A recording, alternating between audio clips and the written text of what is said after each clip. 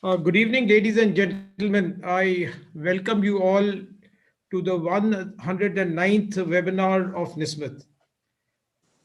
And since this is the first webinar of this year, I wish you all a very, very happy new year. And I hope that we all remain corona safe in this year. For NISMIT, 2020 has been a very rewarding year. We restarted our passion to teach, and the COVID situation gave us the opportunity to go online. The first webinar that we had during the COVID times had over 180 registrations. And today, I'm proud to say that we have over 850 participants registered from 22 countries. And we also thank all the speakers for having given us the time and sharing their experience on the NISBET platform. A word about NISBET. NISBET initially started in the year 1990 with the idea of promoting the security and the safety industry.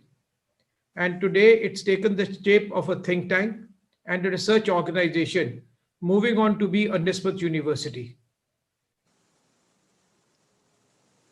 The aims and objectives of the university would be to give training courses and be a research and think tank for the security, safety, management, and applied technology portions of the business. Mr. Sipal Singh, who's the president of the organization, unfortunately is unable to join due to technical reasons. And I will now take the opportunity to sort of introduce the two speakers of the day, Mr. Ken Kurtz and Pramod Bhasin. I will first introduce Mr. Ken Kurtz. Ken is an innovative, solutions-focused executive who enjoys applying disruptive technology and techniques to new spaces and teams. He's a straight shooter. He listens carefully and then asks the question that nobody else wants to ask.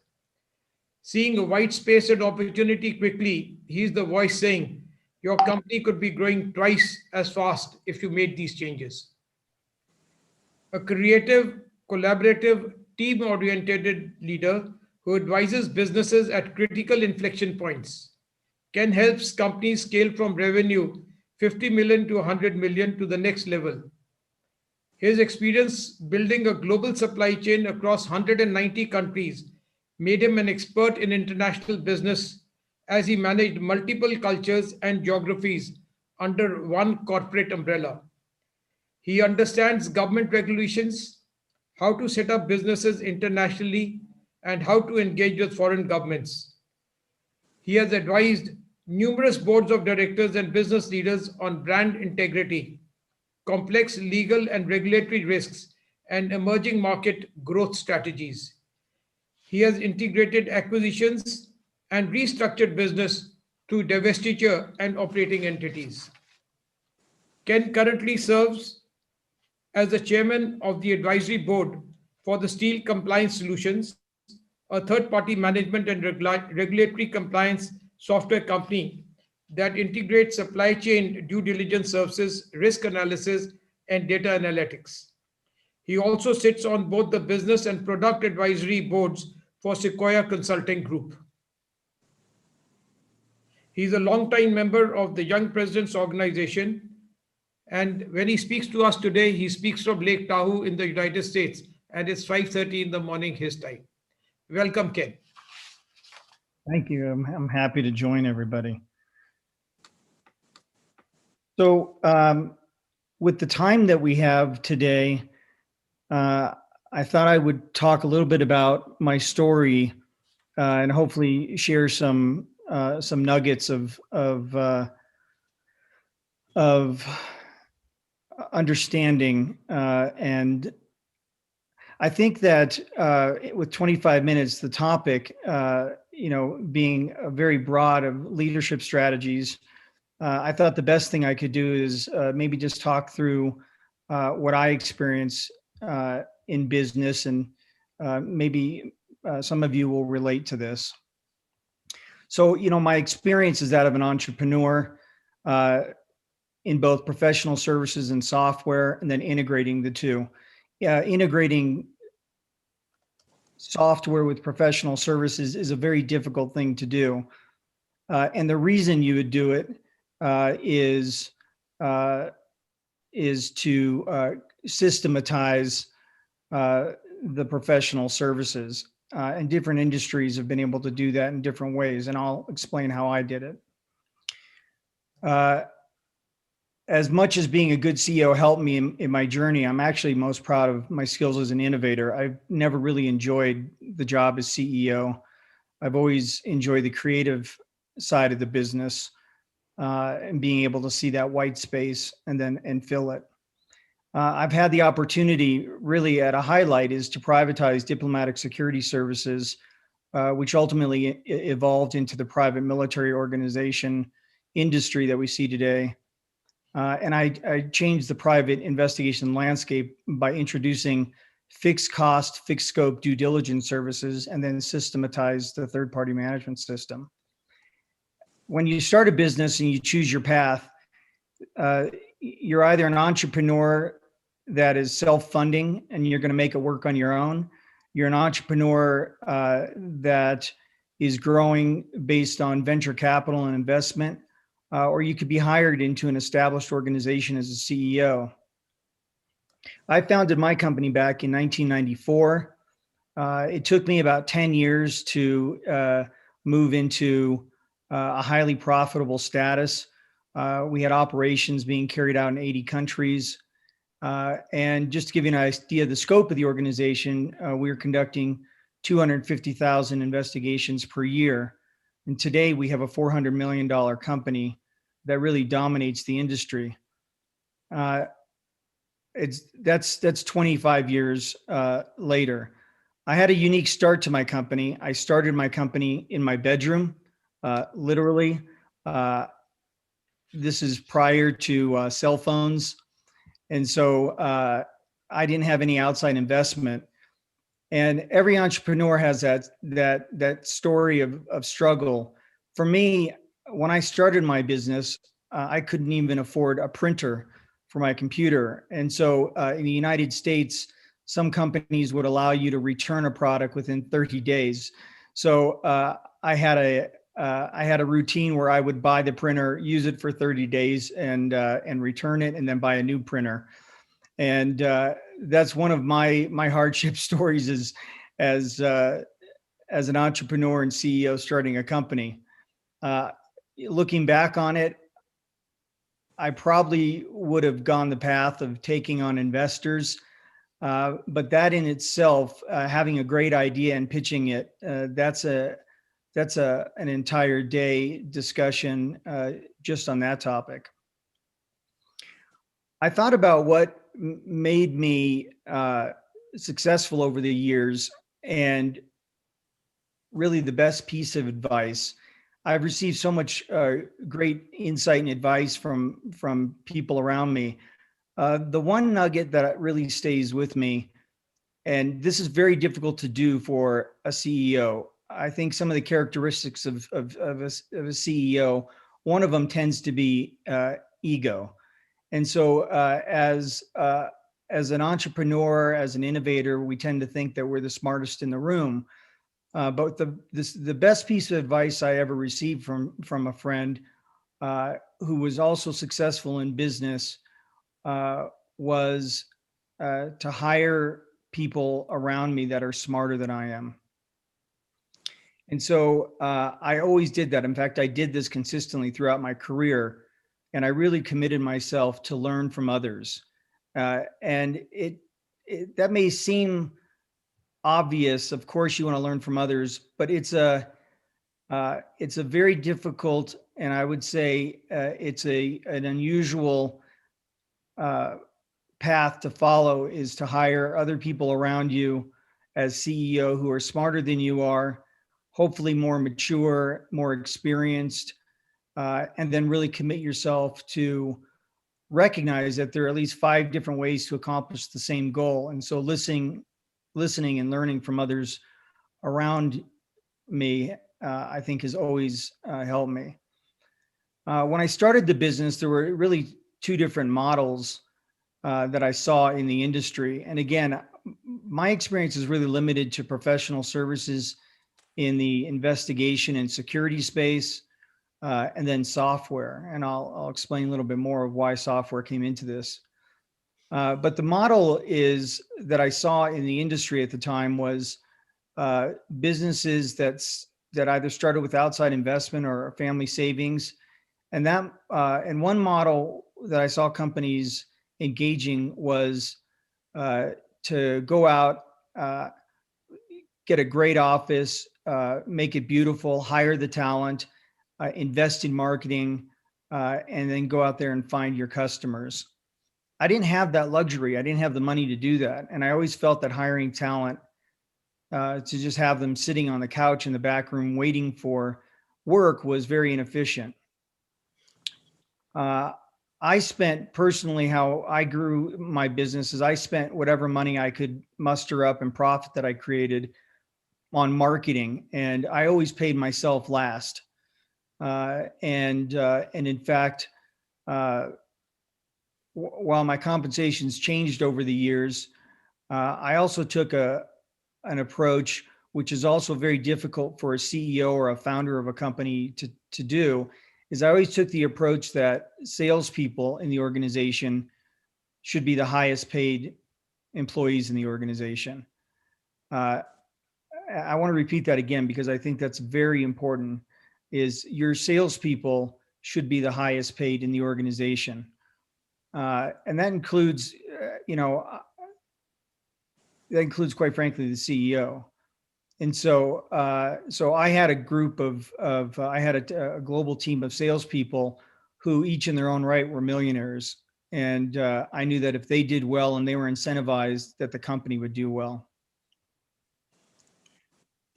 As far as selling to customers, I think that customers buy confidence. That's something that, regardless of industry, customers buy confidence. And the first thing that gives them confidence is that first impression. And so often I see companies today whose marketing material has spelling and grammar mistakes. They cut corners on the quality of the material. This may be very basic 101, but I want to spend today kind of talking about the basics and going back to what I think worked. I always made sure that my marketing looked like a legitimate competitor with the industry leader. And we look at industry leaders at large businesses and corporations, multinational companies, and say, well, they're spending millions of dollars on marketing, on designers and coordinators.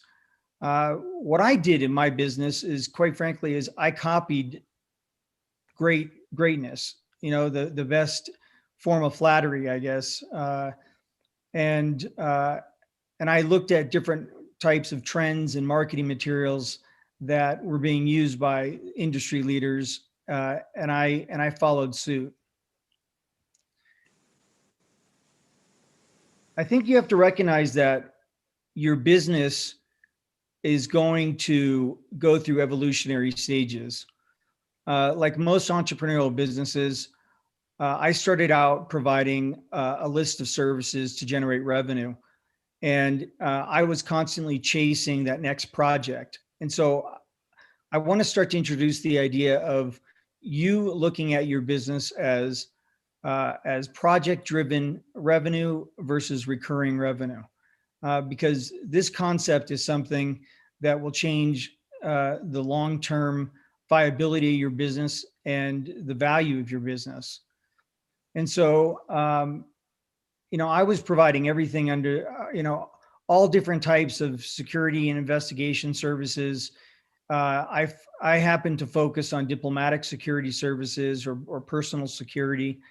And like any successful business, I was fortunate to have a bit of luck along the way and meet people. My son is 19 years old right now, and he's trying to get ahead in the entertainment industry. And as I told him, and I think this applies to all industries, is meet people. create a network, connect with people, because you never know where that lead will come from.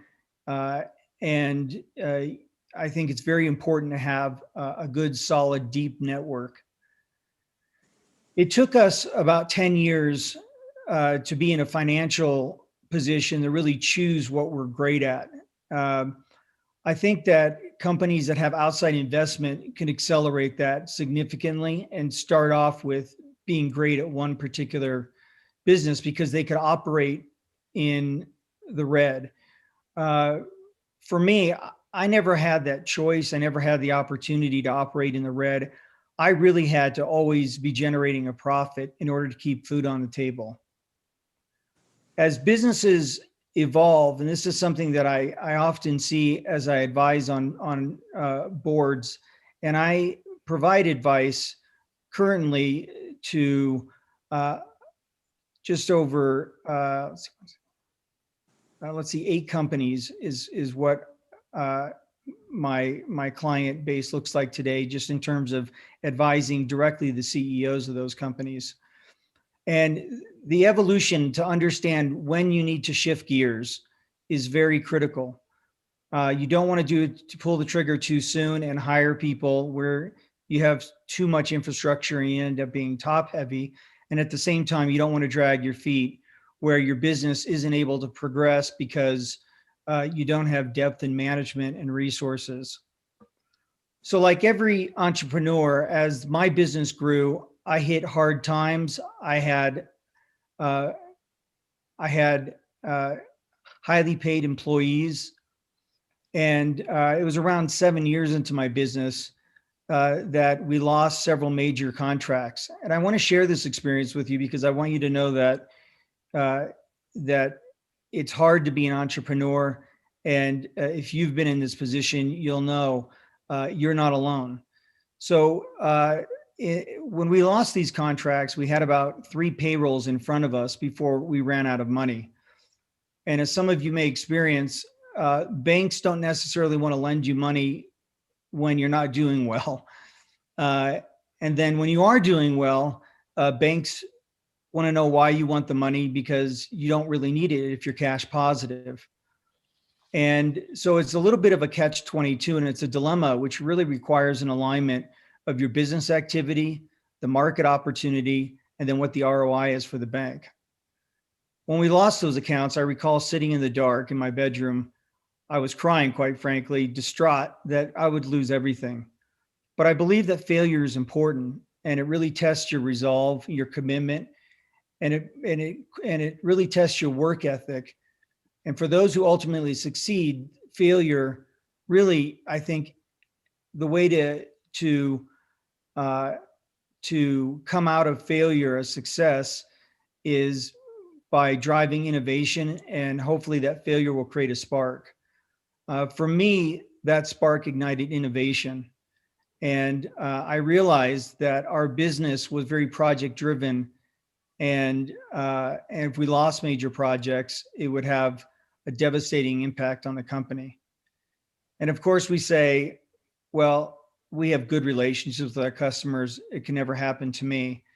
Well, the reality of it is, I mean, look at COVID right now. There's so many wonderful businesses that are closing their doors because it was just simply unexpected. My spark really made me realize that I need to change the quality of the revenue. So I couldn't rely on engagements or projects or unpredictable projects. Rather, I needed to focus on recurring revenue and to find a way not to be necessarily a cog in our customer's process, but I focused on becoming the actual process. I remember a meeting with Sun Microsystems, and I was meeting with their general counsel, and we were providing due diligence for them. And their general counsel asked me if we knew of any software in the industry that could help them manage the large volume of due diligence. I said that I didn't know. They hired us to go out into the industry as consultants and bring them back a project management or due diligence management software. What we found is there was case management software out there that was used by attorneys, by hotline services, and by law enforcement agencies, but there was nothing that actually mimicked the process that corporations were using for compliance. And so, always thinking out of the box and being creative, I went back to them and told them that there's nothing out there. And they asked us, well, you conduct due diligence. What do you provide? Or what do you use to manage your own due diligence? And I thought for a moment, we use email like everybody else. And I thought to myself, it really made me think how inefficient we were. But in that meeting, I told the general counsel that we have a case management software we use ourselves. And in that meeting, I actually drew out the process for Securemate. I don't know where it came from, but I drew it out in front of him and said, this is how we manage due diligence. To my surprise, he said, we'd like to do that. We'd like to use your software and we'll help you commercialize it. I was a little shocked at that because we didn't have the software. And so as I was driving back to the office from Sun Microsystems to our offices in San Francisco, I was trying to find a programmer who could help us take my idea and actually put it into viable code. Long story short is I created a software called Securemate, which was secure automation of a process. And Securemate ultimately within a year was adopted by 30 multinational companies. And within 4 years, we had just over 100 multinational companies using our software, Securemate, as their process.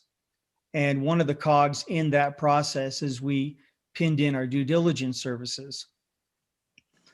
And so that was my innovation. And when that happened, that changed the quality of our revenue.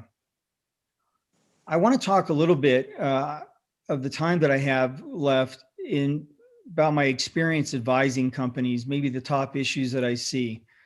I think at a high level, I tend to see a lack of focus and understanding of the business. And I tend to see companies not necessarily spending wisely.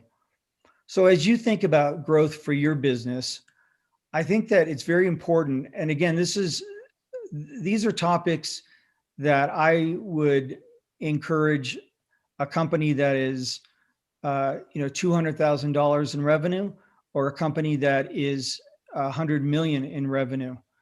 I think that we constantly as CEOs have to be reminded to really understand what growth means to us. And so when you think of growth for your company, is that geographic expansion? Is it product development? Is it headcount? Is it growth on your top line or your bottom line? Because those have different paths that you follow to improve those. Or is it to improve the quality of your revenue? The quality being what your company's value is to an investor. When we talk about reinforcing the basics, I think it's been very important for you to make sure your employees understand your business. I was always very intentional in making sure that my employees, particularly highly paid employees, understood how much they were costing the company on an hourly basis. So if I took a salary of, $300,000 a year, and I broke that down into 2,080 hours, which is a full-time employee for the year, I gave those executives and managers their costs. And I said, make sure that you're spending my money well. And so they need to understand what their cost is to the business, and your employees need to understand the economics of success to the company. What I did is I always shared that with our employees and our vendors as well. And I made sure everybody knew what made us successful, or really what made us profitable. I empowered employees to make a difference. That means I empowered employees to make decisions. I think that letting go is very difficult for a CEO, but it's critical if your company is going to grow and evolve. And then I think as CEO, one of the things that I always did, and I think I did it well, was I always talked directly to our customers, and I made it in person, and I made it an annual exercise. And so I would actually, at the beginning of the year, take the top customers in revenue, and then I would take the top customers in growth, which were different for us. And I would actually lay out a schedule throughout the year of when I was going to visit them, and I made sure that I visited them in person. One of the things that was very important in growing the business was promoting a culture of innovation. I taught my employees about innovation and what it means to think out of the box and what it costs to innovate. That growth picture that I asked of you just a minute ago about really defining your growth, is it geographical or top line versus bottom line? I think that you need to provide those pieces of the puzzle for your growth picture and encourage your employees to help the company get there and invite ideas. I think it's very important to never criticize ideas or dissuade. Candidly, even the most stupid ideas, I think should be welcomed, because you don't know how it's going to impact the business. And I was somebody that always, I always collect ideas and information, and I keep meticulous notes. And then, of course, always acknowledge and reward your employees. And I think rewarding effort is just as important as rewarding success. And then I guess I want to end my story by kind of reflecting on where the world is right now and where we are as leaders. And I want to underscore that as you build your business, as you represent yourself to customers, as you grow employees, as you influence the next generation, I want to underscore that character counts. That being honest with your customers, always building confidence, being honest with your employees, making sure that you always admit what you're great at. And I think, I always think back that when our customers would ask us if we could do something, I was never the company that said yes to everything. I was always that executive, and we were always the company that said, we're not the best company here, but we could do it there. And that built confidence, that built trust in the relationship. And our employees, I think that my employees always saw that honesty and that integrity as something that they want to be associated with and they want to be proud of. And I think that always translated into, and quite frankly, colored our brand as being a highly respected brand. So character counts. That's my time. I hope you took some nuggets out of that, and I'm happy to answer any questions later in our conference. Ken, you have another 5 minutes if you want.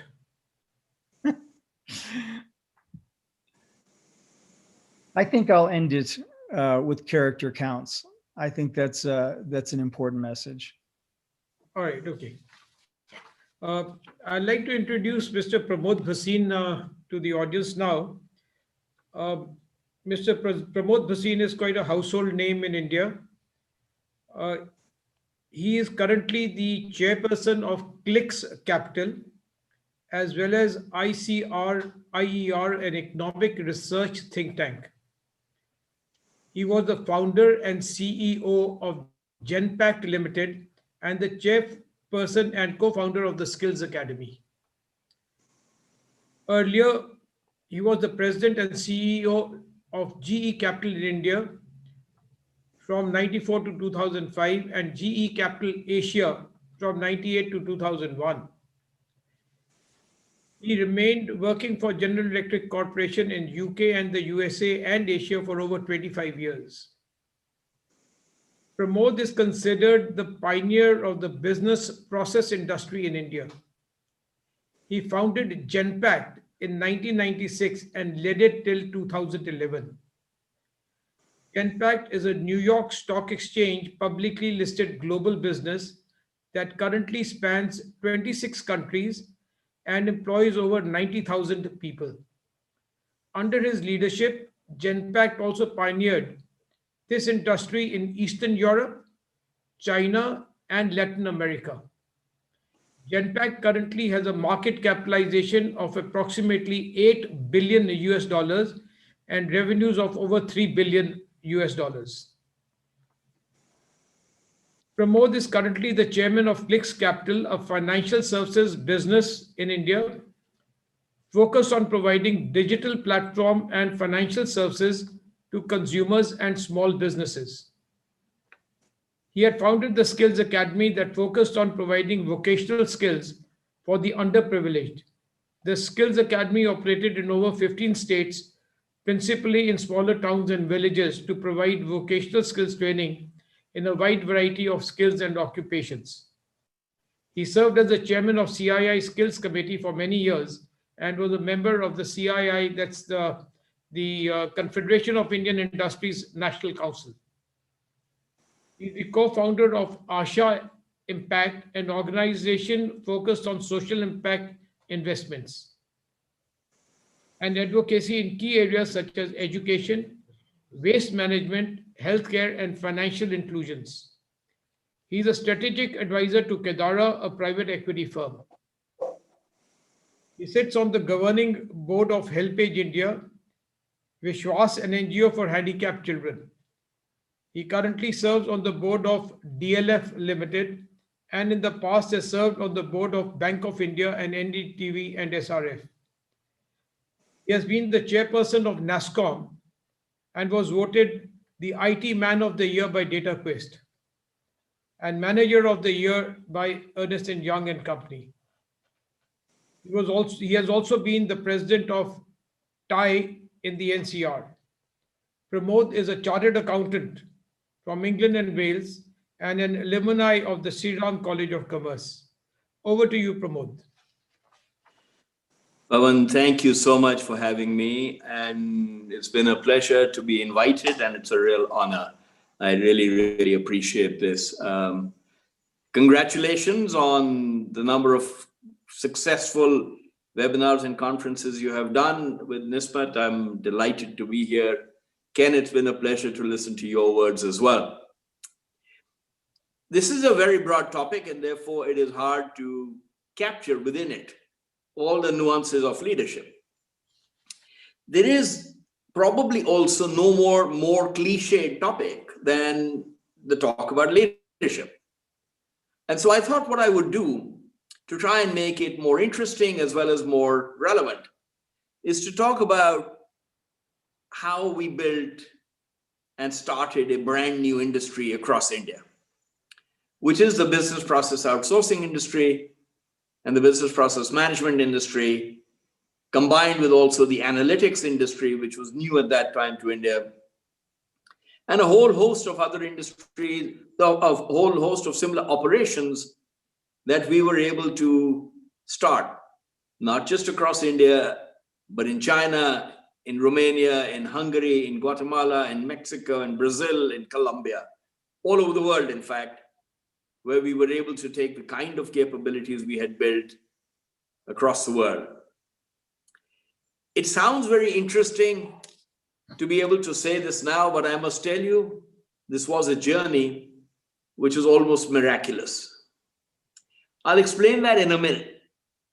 But before that, I just wanted to make a few points about leadership, particularly in today's environment. All of you will have heard enough about leading through COVID, the crisis management skills that you need, the way you have to manage your organization and your businesses at any points in time in crisis. I've had to lead Genpact. Well, let me back up and explain what Genpact does. Basically, we started the entire business process outsourcing industry in India. We were the first to really do it at any scale. That business includes not just what are typically thought of as call centers, which is a very small portion of what Genpact does, but also the entire back office for banks, for financial services companies, pharmaceutical companies, major corporations of all kinds. GE, for instance. I grew up in GE. I was taught by the best. I worked with Jack Welch. He's the one who put me in India. It was an iconic company, voted the world's greatest company by other CEOs 7 or 8 years in a continuous row. It had the world's highest market capitalization in its time. And frankly, there was no company that did not look within GE for its own CEO at any time of transition. I think at any time, there was at least 10 to 15, 10 Fortune 50 companies run by ex-GE CEOs or business leaders. Such was the power of the engine of leadership that Welch had been able to build. We came out of that. We all came out of that school in Crotonville, which was made famous by Jack Welch in terms of the management training that he was able to do, the caliber and the talent management that he was able to do, and the talent that he was able to attract to the company, which was bar second to none. He didn't do this by paying a huge amount. He didn't do this by paying the highest. The McKinseys, the Goldman Sachs, all of them pay much more. You could never make the kind of money you made in GE, in Goldman Sachs. You could never make that same money in a GE ever. But yet, GE continued to have the best leaders. And I'll talk about that a little bit. As we go forward, though, during these very critical times, what is very, very interesting to me is we're finally seeing the light at the end of the tunnel. We're finally beginning to see the fact that with a vaccine around, perhaps we will lose this sense of fear that we have, and we will lose the opportunity to worry about all the things that we have worried about. And I call it the opportunity to worry about that because those opportunities have overtaken our minds. Working from home, working in an environment, thinking about the infection, thinking about the virus, thinking about the vaccine. By the way, I liken the track this vaccine is taking to the moon landing. I don't think any event in the world has been watched more closely in decades than how the vaccine is progressing in each country and each city to the next level. You know, all of us are focused in all our countries to say, where has it reached? When will it reach me? When will I get the vaccine? So I think it's an extraordinary period of time for us, and we must all remember that as we look forward. I do think, though, we're going to be ready and we're going to see some irrational exuberance once we come out. Many reasons for this. People are fed up. They're absolutely fed up. They've been saving a lot of money. They haven't been spending. People want to get back to normal life. What does normal life consist of? It consists of being able to go out, to travel, to buy, to consume, to eat, to drink well, to do all of those things. I'm seeing all the early signs. Hotels are getting booked up. Luxury hotels are getting booked up even faster. People are talking about traveling. The hotels are going to get booked up. The airlines are going to get booked up. People are going to buy. People will want to visit the shops. People will want to interact. There will be lots of big parties held where you burn masks altogether and confine them to their final fate, which we are all fed up of having to use and having to wear. And I have 3 or 4 over here, and I'm looking forward to the day when I can shove them in the bin or light a pyre under them, right? And I think all of this is going to lead to an irrational exuberance. And I would urge everyone to think about that and say, are you ready for it? There's going to be, in Clicks Capital, I'm already talking to my team and saying, there's going to be unprecedented demand for loans for business after the next 2 or 3 months. Are we ready for it? Are our people ready for it? Because our people have, to be honest, all working from home, not interacting, not connecting. We don't know how they're doing. We don't know what their morale is like. We really don't understand the pressures they have been under, the stresses they've been under. There have been tragedies, there have been isolation, there have been changes in the way people think about life. How will those come together will form a very, very interesting study as we go forward. But let me go back to Genpact. And if you'll permit me, I'll laugh about it with you because it is a funny story. You know, I was running GE Capital in India GE was a very formidable company, demanding, very high demand, and very demanding. They placed me at the young age of 40. That's one lesson I want everybody to take. We would take risks with young people all the time. GE wanted somebody to come to India to run GE Capital. I knew Gary Wendt, the CEO of GE Capital, very well in those days. And it wasn't a long selection process. He met me in a cafeteria. Forgive my jokes. Look, this is what I do. I feel like lightening it up, so I hope you'll allow me. My closest friend in life was a Pakistani guy who worked with me at GE Capital in Stamford, Connecticut. We were sitting in the cafeteria together. Gary Wendt walked past. He knew both of us very well. And he looked at Muzi, my friend, and said, Muzi, what passport do you hold?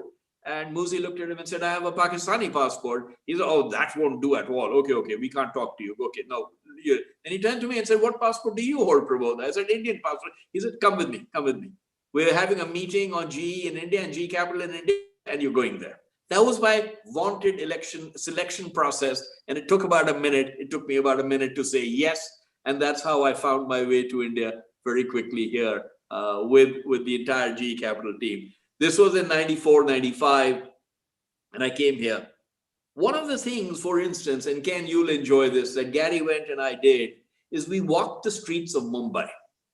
We walked around and went, and this is the leader of one of the largest finance companies in the world, doing extraordinarily well. And what he wanted to see was not meet the big bankers, not meet the RBI, not meet the finance ministry people, not meet the CEOs of companies. He wanted me to take him to a local retail store to show him how Indians bought and consumed things. So we walked into a store called Akbar Ali's, which I think many of you would have known. None of the other stores were around in those days. These Shromas all came much later. And he walked in and we spent some time talking to the manager who was sitting at the desk, very bemused by this American guy who's asking him all sorts of questions about what people want to buy. And he would ask them, he said, well, if I offer you financing, will you offer it to your customers? And the manager said, yes, I will. He said, so how much will you offer? What rates will you offer? And he had this quizzing going back and forth. He then went out, started talking to customers in Akbar Ali's who were looking at TVs and went up to them and said, oh, you like that TV? He said, yeah, I like that TV, the customer said. And he said, so if I gave you financing, would you pay for it? Would you take it? And the customer said, yes. He said, how much would you pay for financing? And so he was having this barter going on. He'd come in his own plane. I mean, these are people who come in with extraordinary privilege. And his first instinct was to walk the streets, to understand the market, to get to know the people. And that's a lesson I have always learned, which is walk the streets, go and see it yourself. Doesn't matter who you are, go and meet your customers, talk to them, understand who they are. We were making some money in GE Capital, but frankly, India is a country where growth was hard, has been for many, many companies. Frankly, compared to Europe, Asia, our growth is very slow. We must all recognize this in India. We entered Thailand and Singapore and Japan and many other countries at the same time, and we're very quickly making $100 million on net income in those countries. In India, the promise was wonderful, but we weren't making any money. And I needed to find something that made India relevant to GE Capital. Otherwise, I knew their patient level would not last beyond a year or two of looking at how we were setting up business. And they would say, look, we're not going to spend so much money, time and effort in a country where we're not making that much profits. It's very clear. And that's when I thought of the idea of Genpact, because I had a fabulous team of people in India, the best executives in the world, as good as any. And yet we were all working very hard to make very little money. Profitability. In those days, by the way, if you remember, when I started with GE Capital, we were making $300 million in net income. By the time Gary left in, I think, 1999 or 2000, we were making $4 billion in net income. $4 billion. We were growing at 25% average annual growth rate every year. And that was our net income. Back then, you can imagine what it would have been now. And therefore, I had to find a reason. I had to find a purpose. And I thought, why can't we deploy our people, just like the IT industry did? Why can't we deploy our people to become the back office of GE? The dilemma, though, as you might remember in those days, was we had no phone lines. Phones didn't work. We all had 3 phones at home. I would run around with a screwdriver because I knew how to fix my phone line. I could go out on the street and fix it from wherever it had broken. We were all used to this. We're not used to it. We don't have to worry about it. There were no mobile phones. I had 3 phone lines because one or the other had to work all the time. And we were all phone mechanics. And I would run around down the street, go out of the house, down the street. Pavanji, this was similar. I used to live in Chhatarpur on the main road. I would live on the main road in Chandanola. It's become a marriage hall, that place. I used to rent it. And I would run around and, you know, my guard would shinny up a ladder and go and check where the wire had snapped and connected together. And I would be back in business, right? Because all my business was with the US and I was talking to them. So I called up Gary Wendt, who I knew very well, and said, Gary, I have a wonderful idea. I'm going to do all your back office from India, and I'm going to save you a lot of money to do that back office because my people cost, you know, like 60% lower than anything you've got in India, and they're just as good. Except the problem is that the phone lines would keep going down in between. I couldn't finish my conversation. So I would call him back up and say, Gary, sorry, the phone line kept dropping. And he asked me, how are you going to do this? I said, I'm going to do this on our phone lines. And he said, you can't even talk to me. And you want to do this over phone line? I said, yes, I want to do this over phone line. We'll figure out a way. We'll figure out backups. We were also asking something preposterous. People don't recognize this today. We were asking them to do something preposterous. Imagine someone coming from Russia to India and saying, send me all your back office, your finance work, all your balance sheets, all your P&Ls, and I will process them from Russia for you because I can do it cheaper. What do you think our reactions of our companies would be?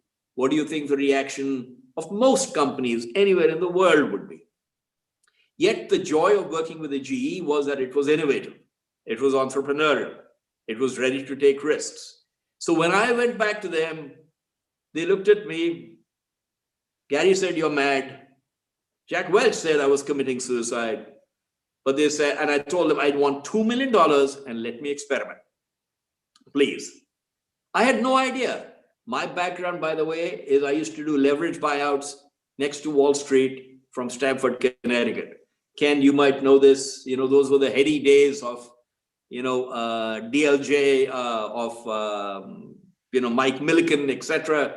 That's what we used to do. We bought and sold companies. We took companies into bankruptcy. I've taken Macy's into bankruptcy. I've sold half of Tiffany's.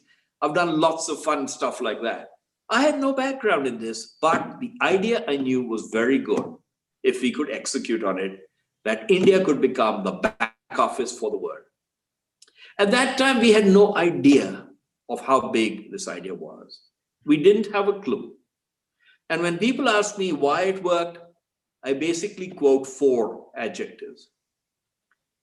Luck, timing, skills, and guts. 4 elements. Luck because America was going through its highest period of employment. Hiring people was very hard. To serve at a McDonald's in Connecticut, they were busing people in from New York. To find a finance staff in Atlanta, you were searching all over the country and moving people there. You couldn't gig in to serve yourself. It was costs of employment were going up. Timing, because I was in India. I'd been sent there fortuitously at a time when it worked for me. When the company was ready for this, when they had trust in me. I was a very senior officer I was an officer of GE. That's a unique thing that American companies do. We were the top 100 in the company. In GE, the most well-capitalized company in the world. At that time, the most admired. That was a hugely significant a thing to be able to say that you were an officer of GE. So I had credibility. And so I told them, I said, just give me $2 million and let me try. And all of this started in a building in Corporate Park in Gurgaon. Gurgaon didn't exist. I had moved there because we couldn't find decent office space in New Delhi. The only building that DLF built at that time was the Corporate Park in Gurgaon. Ken, you may not have been to Gurgaon. Gurgaon is now a thriving metropolis. 20 years later, it looks like any other major city anywhere in the world. But in those days, it was a village track. There was one cafe. If you didn't get there by 12 o'clock, all the sandwiches would be finished. Nobody else got there. There was no public transport. There was absolutely nothing, just a few buildings standing up. I'd gone to my friend Rajiv Singh at DLF. I sit on their board nowadays. I said, Rajiv, I need good office space. And he gave me the entire back building at a very good price. Of course, he charged me an arm and a leg. I took the building and we were off and running. And we brought in initially, I didn't know a damn thing about this industry. I just knew that we had a terrific idea, that the cost of a chartered accountant in India was a fraction of the cost of a chartered accountant in America. The cost of an actuary in India was a fraction. The cost of medical practitioners, the cost of call center employees, the cost of finance professionals, banking professionals, mortgage professionals, everybody was a fraction. And all I needed to do was connect them and find a foolproof way of making sure that we served our clients really well, because I knew that GE, if things started going wrong, nobody would forgive us and this journey would end. But GE had already been the pioneer for the IT business. Not many people know this, but at one time when these companies were small, GE was 20% of the business of TCS, 20% of Infosys, 20% of Satyam, 20% of Patni. We were the pioneers who helped build that entire industry. We taught them how to do project management, taught them how to code, taught them how to manage their teams, taught them how to deliver projects. Most of those companies were born from the business that GE gave them. And I was riding on the back of that. And so I hired a gentleman called Raman Roy, who's also very well known. And I went to Raman, and by the way, and this is again a lesson for on innovation and startups I would hold for everyone. Raman sat across the table. I was meeting him at the Belvedere at the Oberoi, the Belvedere Club at the Oberoi Hotel in New Delhi. And he said, so Pramod, what's your plan? What do you want to do here? And I pulled out a blank sheet of paper and put it in front of him. I said, that's the plan. I have none. There is no plan. It's just a great idea. And that conviction is what I call the guts I had to take it. Most people, I asked a lot of other people in India whether it will work. All of them said, no, it won't, because Indians are not disciplined. We don't have the process mentality. We don't have this, we don't have that. At that point, I knew it would work. When enough people said no to me, either I was obstinate or I had my backup, and I said, we can make this work. And then lastly, on skills, of course, India had the skills. The plethora of people that we have with fantastic skills, nobody else in the world has anything like it. And so when we first advertised for employees, which we did in 1995, we wanted 21 employees. We got 8,000 applications. 5,000 were completely acceptable. And I knew then that I had a tiger by the tail. I knew we had a preposterous idea which would actually change the face of how India would work. We didn't know that then, by the way. We didn't know that then. At that time, I thought, if this industry becomes as large as, if our company becomes as large as 2,000 employees, 3,000 employees, that would be a miracle. What we didn't realize is that it would transform places like Gurgaon. Why? Because we started hiring people from all over India. We started training them in things that they had never heard of. So when I went to the US, I would go to my friend Tom Mann, who ran the mortgage business, and say, Thomas, send me all your mortgage processing work to India. And he would say, okay, find me some mortgage specialists. I would run back to India. I would quickly train up our people into mortgage processing. None of them had seen a mortgage. None of them knew a mortgage. We had to find surrogates. We had to find innovation. We had to find solutions. We had to do everything from start and find a way to train people up to do mortgage processing for the US company. We had great partners with GE in the US. Great people who supported us. And this would be applied to every area. We needed to find someone who would process auto loans. We needed to find somebody who would do treasury management. In every area, we were breaking new ground because you were training up people who had no prior experience in that subject, and you had to train them up, and you had to deliver flawlessly. Please remember that we could not afford faults. We could not afford breakdowns. We could not afford things that we take for granted in India. We cannot afford downtime. We cannot afford the telecom lines going down. We cannot afford power outages. We cannot afford any of. We had to be up all the time, 100% up all the time. And for every one of these, we found a solution. It was painstaking. There were no office buildings. If you go to the highway today, you will still see our first office building, which is a shed. It's a warehouse. We converted that into our largest call center because that's the only building that existing in Gurgaon in those days. It used to be a warehouse for somebody. We took it over and transformed it. There's a massive satellite dish on top of that building. That is a historical monument for in India. It should be preserved as such because it's a historical monument to the fact that that was the first satellite dish put up, which allowed customers, allowed a private company, GE Capital and Genpact, to talk to the rest of the world through its own private network. And that was a very significant move as we go forward. We went down this path and then the world opened up. Suddenly, news of this started getting out. We started getting so many people walking into our offices saying, what are you doing? And we were doing very complex to very simple tasks. So we had very simple call centers, calling up credit card customers in the US. The GE Capital credit card customers were very good. You know, most of the major stores, we used to run private label credit cards for them. So these are stores like Home Depot and Macy's and Bloomingdale's, etc. And our people would be calling those customers to collect money or for customer service. Two, we were doing financial planning and analysis. We employed MBAs who were big MBAs. We at today, if you go to GE Capital, you will probably see the company, to Genpact, you will probably see Genpact has employees, probably something like 6,000 to 8,000 MBAs, 2,000 to 3,000 chartered accountants, you know, financial analysts, Six Sigma people, lean people, design people, digital people. We started the entire analytics business well before it became sexy. Why? Because we felt we could serve the rest of the world. And once we started doing that with the English-speaking world, you know, the Chinese head of GE called me up and said, Pramod, we in Dalian, in northeastern China, in Manchuria, we have a city where there are a lot of Japanese-speaking Chinese. Can we achieve what you've done in India for the US, for Dalian in China with Japan? So off we went. I sent off Anju Talwar, a young lady who used to work for me. She was a vegetarian. Dalian had never seen an Indian before, let alone a vegetarian. They didn't speak English. We didn't speak Chinese. Neither of us spoke Japanese that fluently. But again, undaunted, unbowed, we started.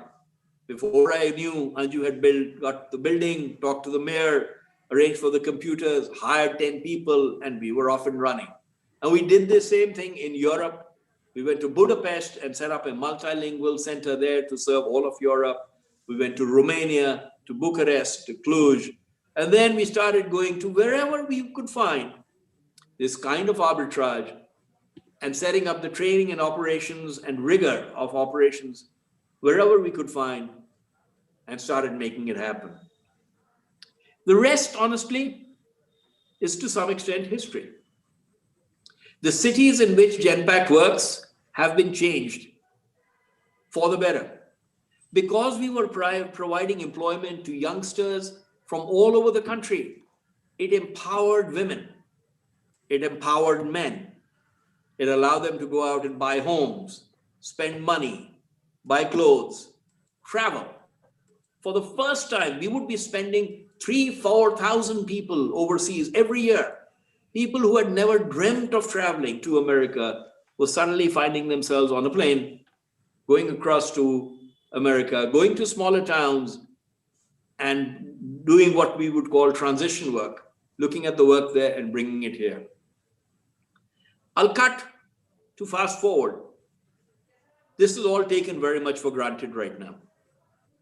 Genpact employs 100,000 employees. We're present in 26 countries. We're a New York Stock Exchange publicly listed company. I took it public with great pride and joy in the year 2007, standing outside the New York Stock Exchange with the Genpact flag up there. you could not feel prouder, right? Because that company had come miles from a small back office to become a public company. It's changed the landscape of Hyderabad, of Jaipur, of Bangalore, of so many other cities that we work in, as well as our landscape in Bucharest, in Cluj, in Budapest, in Dalian. Dalian is transformed. I've been to China about 50 times. I wish everybody goes to China many times.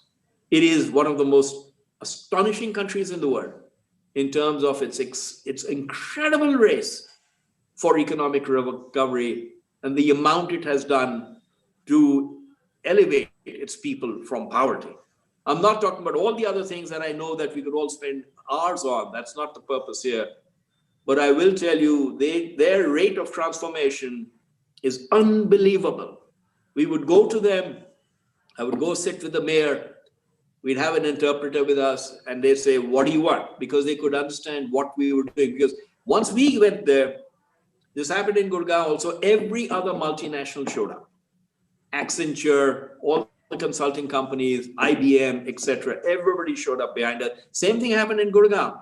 Once we set up office in Gurgaon, all of Gurgaon got taken over and the pace of growth started. And I would talk to the mayor in Dalian and say, we need a better building, sir. We don't have a good enough building. We don't have good connectivity. We don't have a good workspace. These buildings run by these builders. And he would say, come back next year, Electronic City will be ready. Come back next year, Electronic City was ready. The building is ready. He says, this is the building. This is the floor. Go for it. We would go to him and say, sir, can you please start teaching kids, college kids, English? Offer it as an elective so that if people were to learn English, 2 months later, we would go there. English was being offered in the colleges. 2 months later, it was being offered in the schools. And once they were business oriented and practical, and once they saw an opportunity, they would grab it. As we grow, this industry has become a vibrant industry across India. It employs over 4 million people now in India. We could have never imagined its success. The guy who runs it currently is a gentleman called Tiger Thiagaraj, and he worked for me for 20 years. I remember hiring him into this company and telling him, Tiger, this will be fabulous. One day, this company will employ 2,000 people. Well, today he manages a staff of 100,000 people around the world, and that's growing fast. It took guts, it took foolishness, it took luck, it took all of that.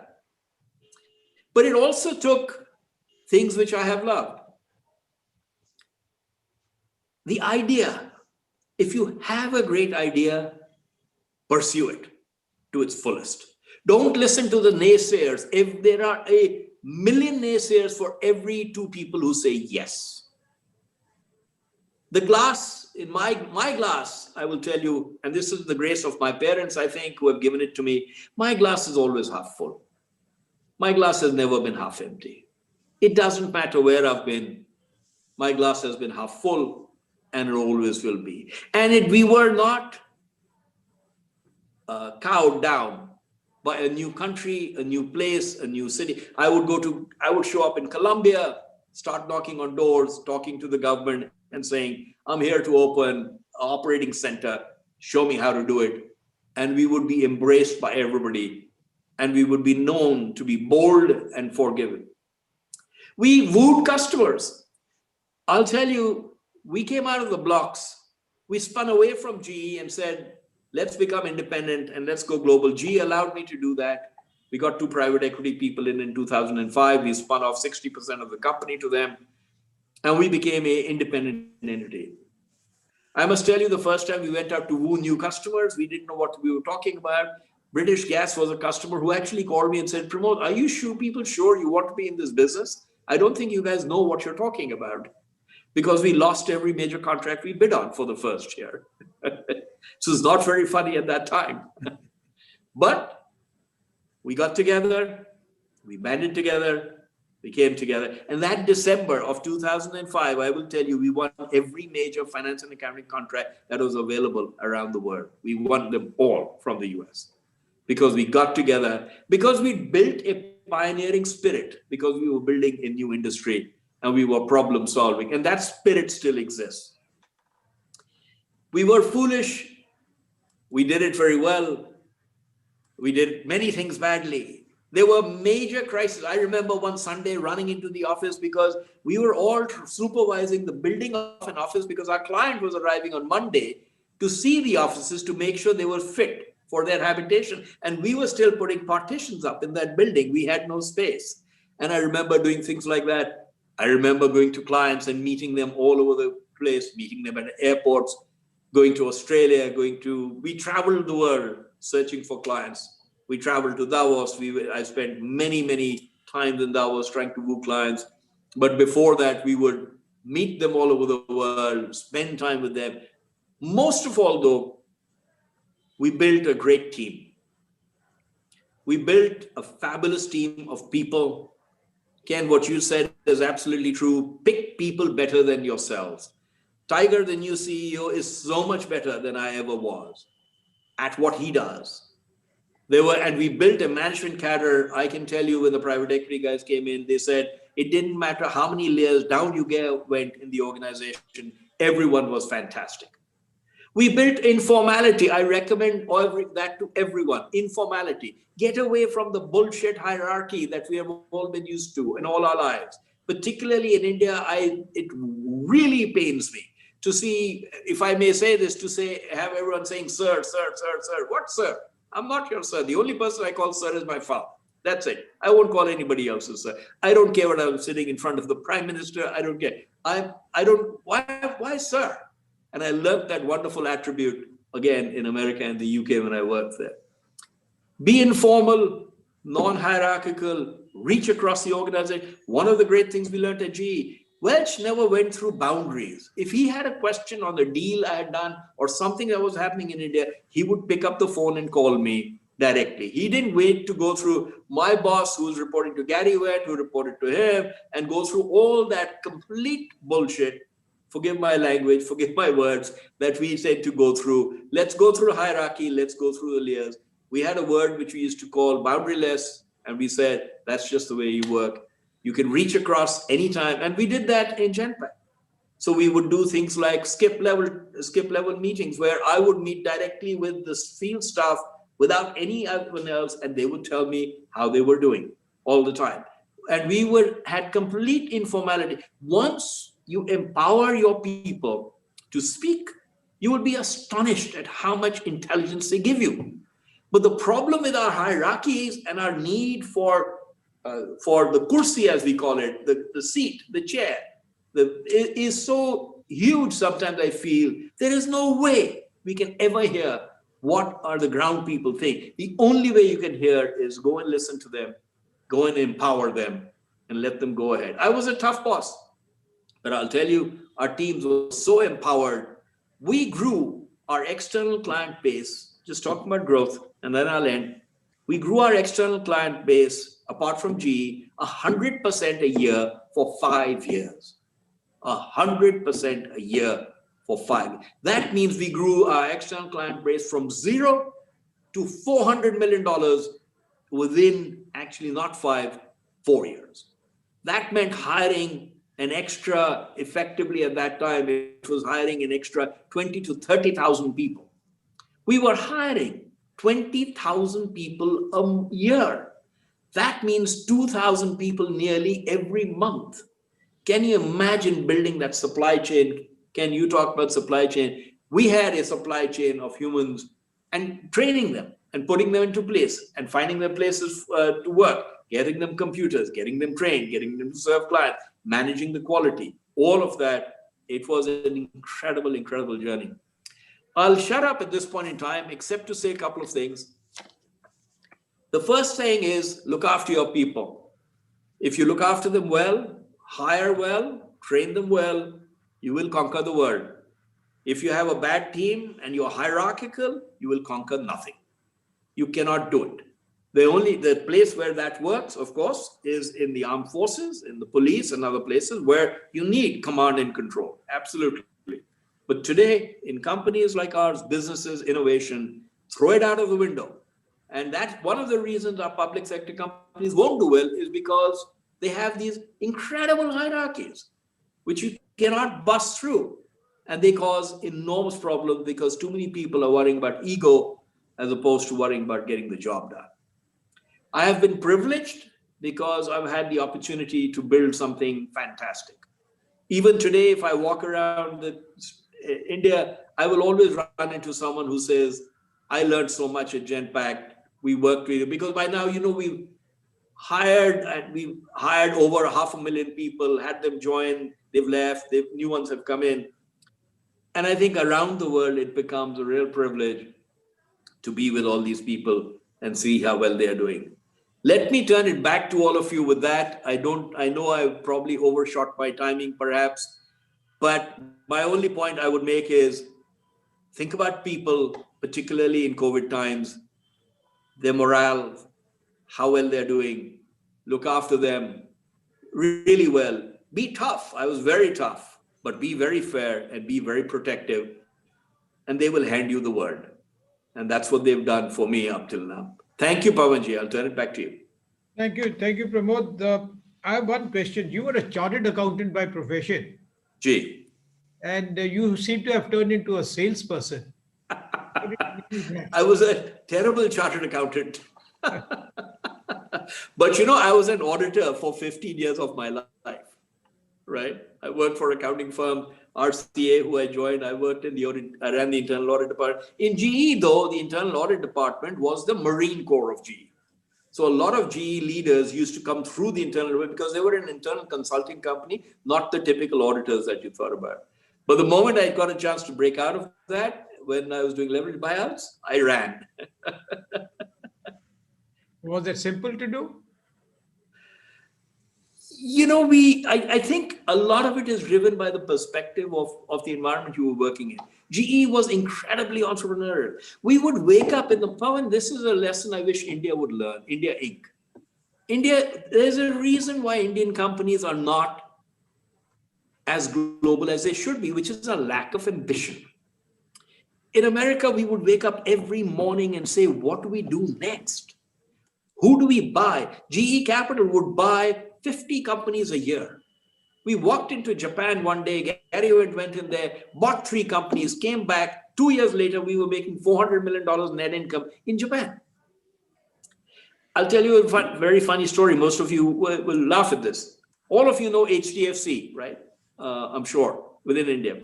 Ken, HDFC is the largest mortgage company in India, very established. The head of HDFC is a chap called Deepak Parekh, probably the doyen of financial services in India.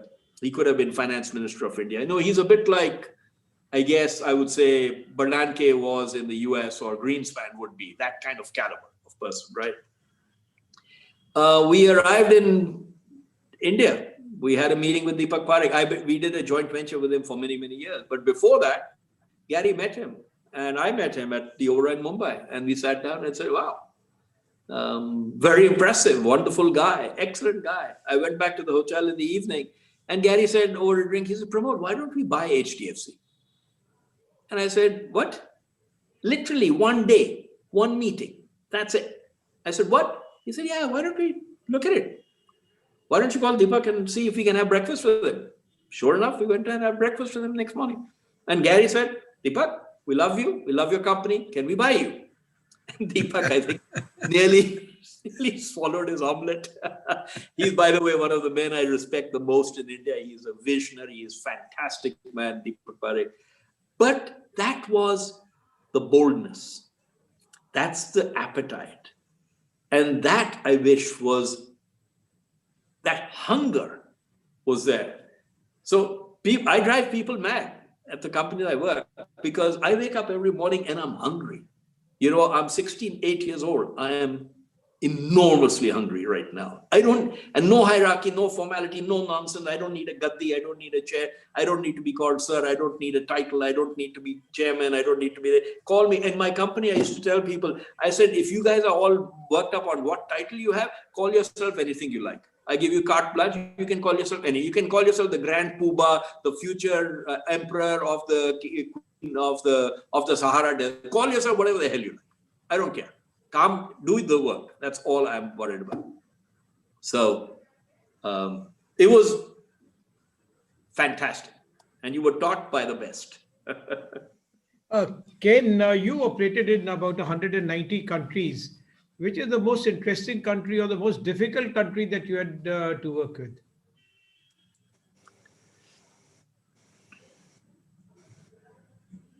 I think the most difficult country was probably Saudi Arabia. And it was difficult just because there were so few in power with the ability and influence to make it happen. You had to have what I'd characterize as intimate and special relationships in order to really expand and grow in the kingdom. The most interesting, well, I think you know the answer to this. I love India. So, India is just completely controlled chaos, which I find just fascinating and an adventure, quite frankly. It still is, Ken. It's a movie every day. I call it a Bollywood movie every day. Some of my best stories come out of India. When Ken was in India once, you see, we went under the Defense Colony flyover and to have a biryani under the flyover, if you recall, Ken. Yes. Yes. I also want to point out that India is the only place in the world that I've golfed a hole-in-one. Yes, at the Delhi Golf Club. Ken, Very good. One of the points that both of you brought out, that training is a very essential ingredient to success of making leaders. While Prabodh, you had the opportunity of Cottonsville, Ken did not have so, and Ken made his own in his company. Can you just explain what Cottonsville was all about and how did it help in building up the GE structure?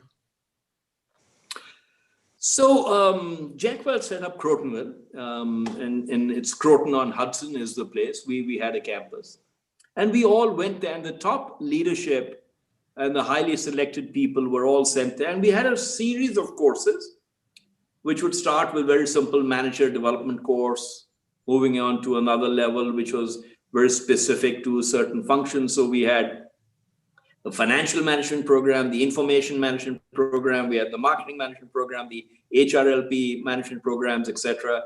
And then we would get the business management course, which you went to as a young business, as a very young business executive, going into leadership positions. And then you had the executive development course, which was a final course. The joy of these were run by the best professors in the world. So Ram Charan, who many of you may have heard of, would come and teach us. He taught me personally many, many times. By the way, we had him at Genpact teaching us also many times. You would get Harvard, Michigan, professors permanently working there.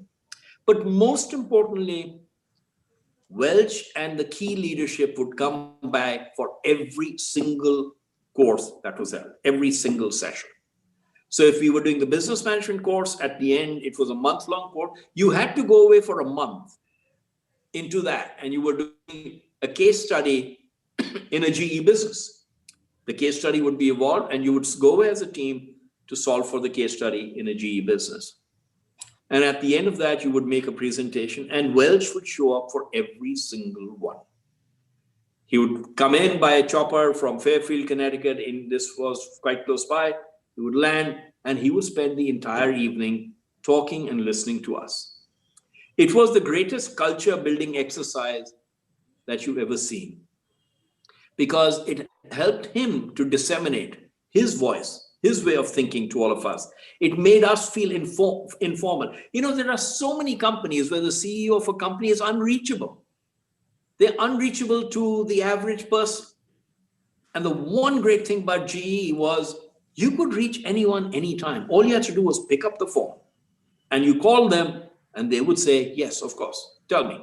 Nobody would say, why are you calling me? Why go through my secretary? All that bunkum, all that nonsense was not there. And they would just call us, and Welch would reach out and talk to anybody at any time. And so it allowed him to create a culture over time which was very, very significant. It allows us to interact with each other, again, get to know each other. And it formed the heart and soul of the management education structure at GE, which became world famous as about the best. Along with that, though, we had one other thing which was fantastic. We had an organizational development program, which we all went through twice a year. And in that, we all had to present our entire organization structure, every business leader, every direct report we had, the replacement for those direct reports, what kind of training each one needed to go through, what were missing gaps, what were strengths, and how were we planning to cover for that. So that was a very orchestrated plan to actually make sure that we understood how strong our organizations were. And these were reviewed at great depth by Welch. Welch used to decide our bonuses individually. All our not individually, sorry. He would get the recommendations up from everybody, and he would decide our bonuses alongside our business head.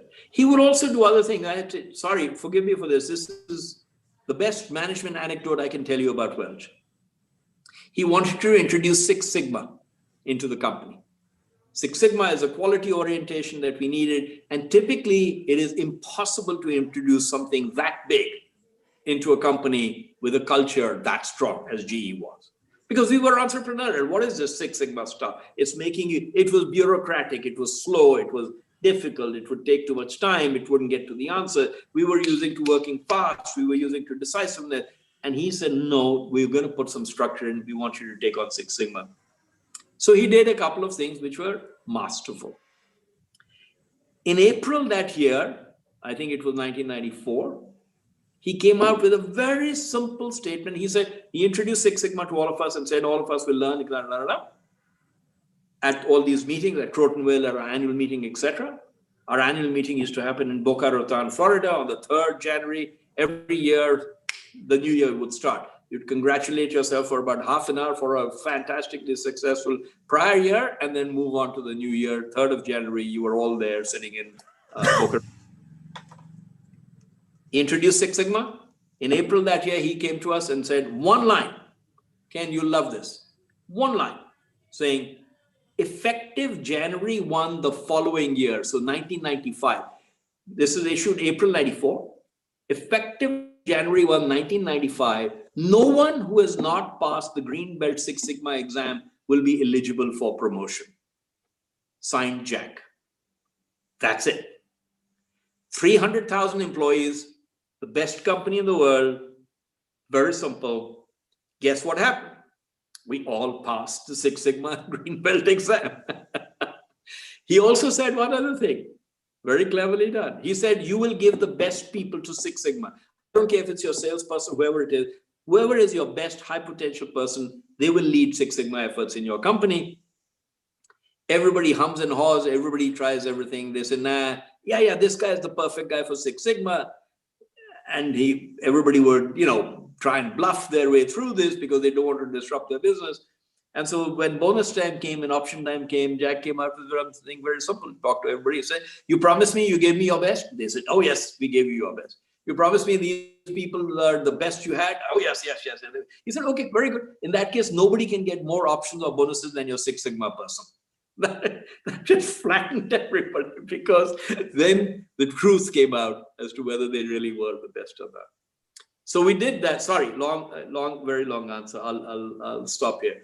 But these were fantastic ways of turning the entire organization on its head, and it worked brilliant. He was absolutely brilliant. Ken, what did you do in your company to train people? One thing before I forget is, Pramod, you just mentioned Ram.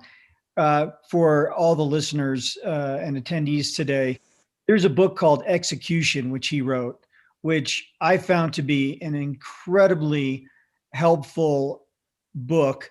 And the main idea behind it is emotional fortitude, having the ability to make decisions in spite of the emotion that it may create. And so I would encourage everybody to read that book, Execution. and ask me the question one more time. Ken, Sorry, if I may, it's a fantastic book. And Larry Bossidy used to run GE Capital. We worked with him. It's fantastic. He's written that along with them. Wonderful. He was my boss for quite some time also. Sorry. Ken, between you and Pramod, the difference is that you were a startup, whereas Pramod was born into a company that was exceedingly well. And, they made it better. But you started from nothing to where you reached. And Pramod sort of started from somewhere and took it to greater heights. So, what were the training methodologies that you could sort of bring in into a company that was growing rather than a company like GE, which could afford all these things? Although we were a complete startup also, Pawan, behind the idea was completely new of doing business processes for the rest of the world. It had nothing to, I was running GE Capital, financial services. So this was a completely different idea. Sorry. Go on, Ken, if we can hear you. Yeah, so I was just going to reinforce, I think Pramod hit a lot of very important points. I think, using management by walking around, MBWA, making sure that you're talking with people.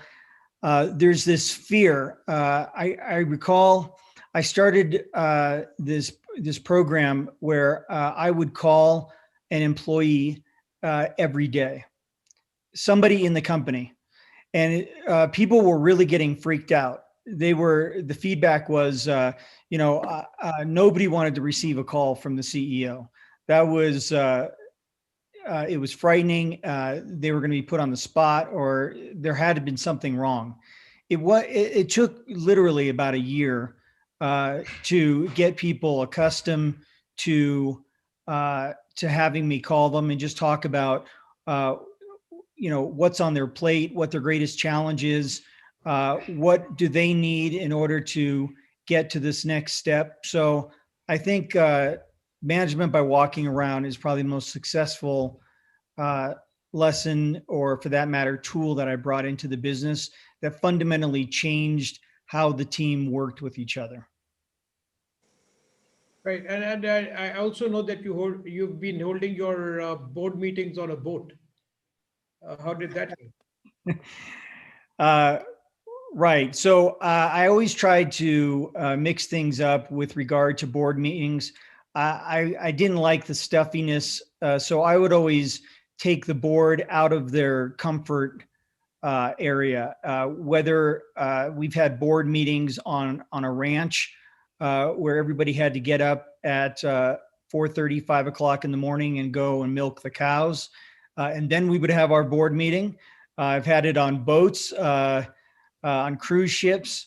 I've had meetings camping where we've sat around campfires in tents and talked. Just taking people out of their comfort zone and creating something new to spark that idea is something that I found to be very valuable. One last question. Both of you are very humble. How has it helped you in your success? Well, I think as a CEO, we tend to think we like to hear our own voices. And I think that, one of my friends, she's also a very successful CEO. She said to me that we're really not the smartest people in the room. And it was a bit of what I would characterize as a flick in the forehead for me. And I think by staying humble, as you realize that there's no one CEO that makes a company successful. Even Jack Welch, as great as he is, he alone couldn't build the business that he did. It's the teams behind him. And I think that once you empower your teams and you recognize that it's teams that create success and not just the CEO, I think the more grounded you'll become. Pramod, one question for you. GE used to be on the top of the ladder in 2000s. It has slipped. What is the reason that you would attribute it to? It slipped completely. It's gone out. GE Capital doesn't exist. It was sold off. Terrible leadership. I'll say this openly, I never liked Immelt right from the day he was appointed. And the first signs, honestly, is always, and look for this in every company, Pawan, if I may say it, all the best people in GE left. We knew who they were. The outside world didn't. But many of the best leaders started leaving. My boss, Art Harper, he left. Dave Nissen, he ran GE Consumer Finance, he left. Mike Neal, the head of GE Capital, he left. Everybody started leaving. When that happens, let me assure you, the end is nigh. And Immelt was arrogant. That was his problem. And he got yes men around him. And he got people who would do all the right things and say the right things. And therefore, as a result, he never learned what was the truth on the ground. Welch was fated as the best CEO, manager of the century, by the way, in the year 2000. But he had phenomenal EQ, and he was never arrogant.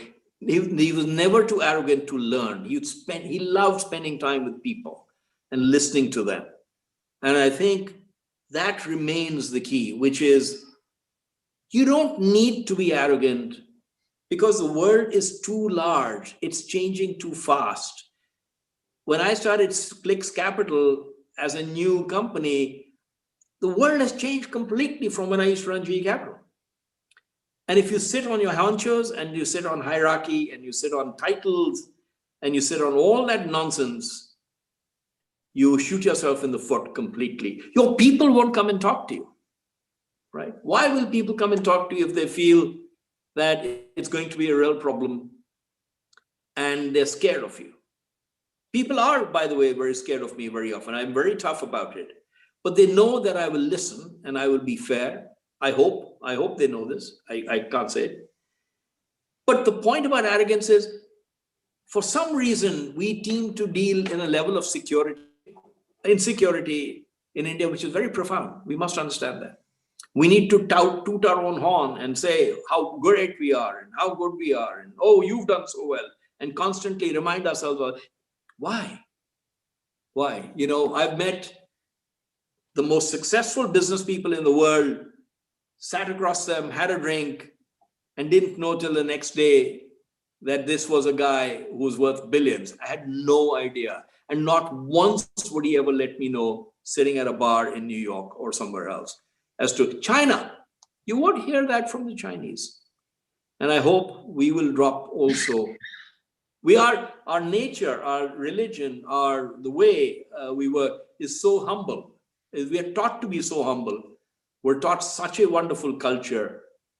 I see many Sardarjis here, and look at what the Gurdwaras have done for COVID in these times. I mean, unbelievable, right? I'm so proud of them. I'm a Punjabi. I'm so proud of them. I just hope we can carry that kind of thinking, that kind of work into our workspace as well, because I think we will do better than trying to live off the hierarchies that we have.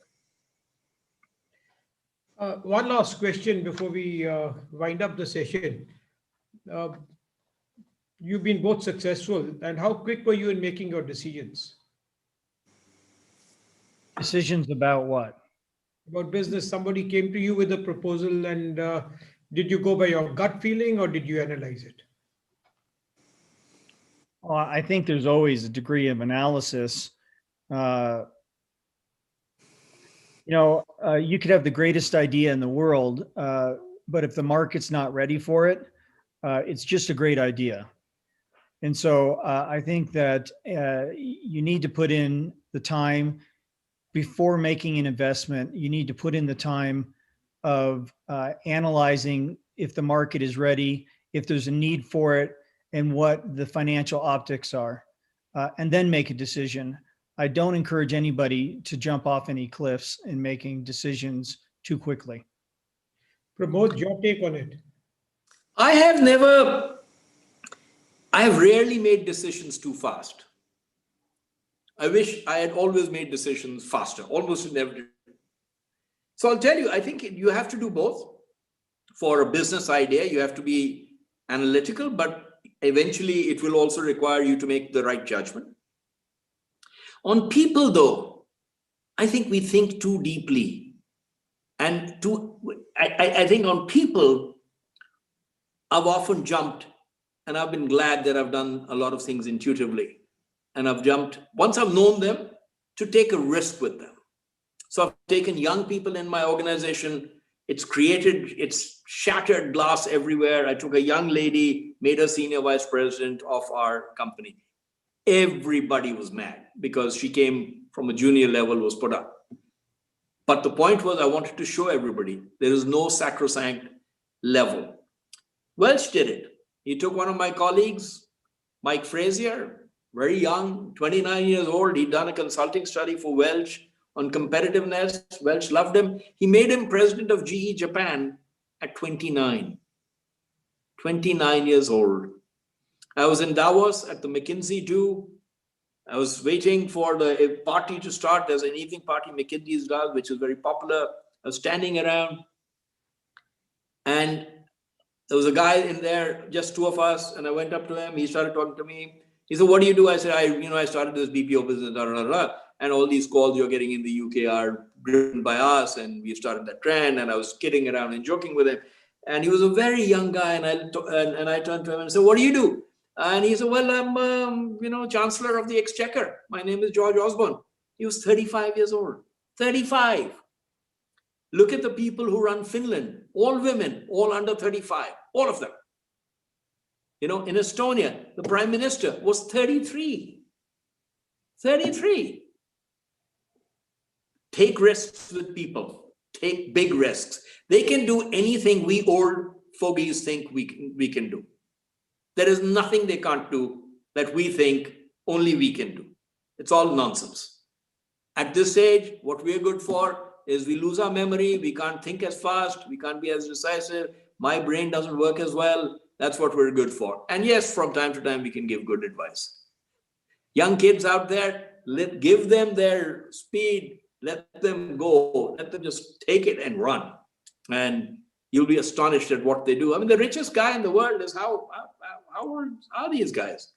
Elon Musk, how old is he? How old is Zuckerberg? How old are the Chinese people? How old are so many others? Empower them, let them go. All right. I think we overshot our time. Thank you so much, Pramod. Pradeep, you have a question to ask? You're muted. No, Pawan, not a question, but just to express my gratitude to you for having brought Ken and Pramod in this business leadership's talk. Just to say and share with everybody that the 10 years that I've had with you as the boss, humbleness was your hallmark too. And I want everybody to know this. That's it. One of the things that when telephones in India were very expensive, and there was a time when I used to make a quick call to Ken and tell him to call me back.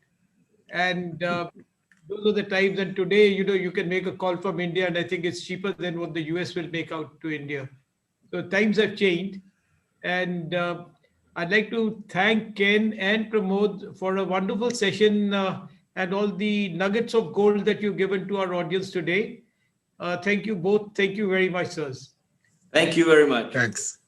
Thank you. Thanks, Pramod. Thanks, Thank you, Ken. Mr. Basina, and thank you, Ken. Thanks, Jasjeet. Thank you, sir. Thank you. Thanks, Pawan. God bless you. One of our next webinar that we are going to be having is on the, can you put up the slide, please, Kamya?